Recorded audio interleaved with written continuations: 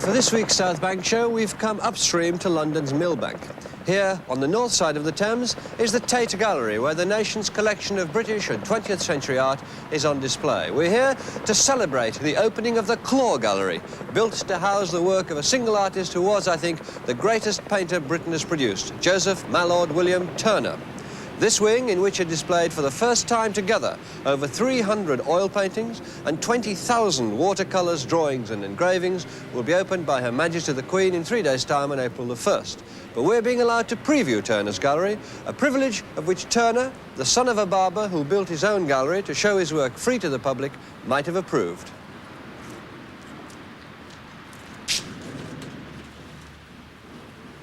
He had filled over 300 sketchbooks. When Turner was 22 years old, he came on his first visit to the north of England.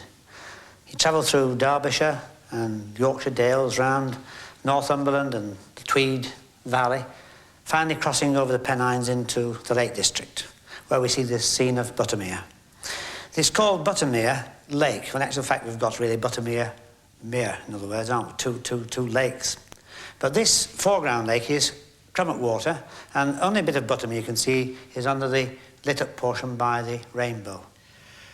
But Turner was out more to paint his feelings about the Lake District scene rather than the pure topography. It wasn't a case of making a map of the scenes, he would say. He hated his picture to be mappy.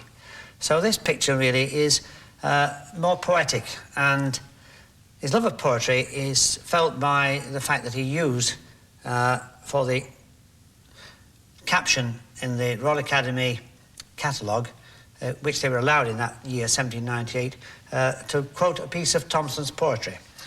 So this is a quotation from the Seasons of Thomson, out of Spring.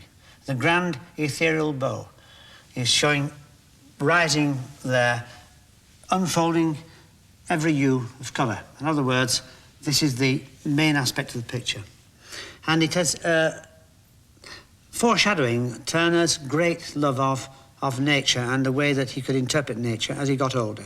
In other words, he was a painter really of stress and nature in a state of flux, as the gallery will show with the great storms of Hannibal and the great avalanches, the fires at sea, the burning of the Houses of Parliament.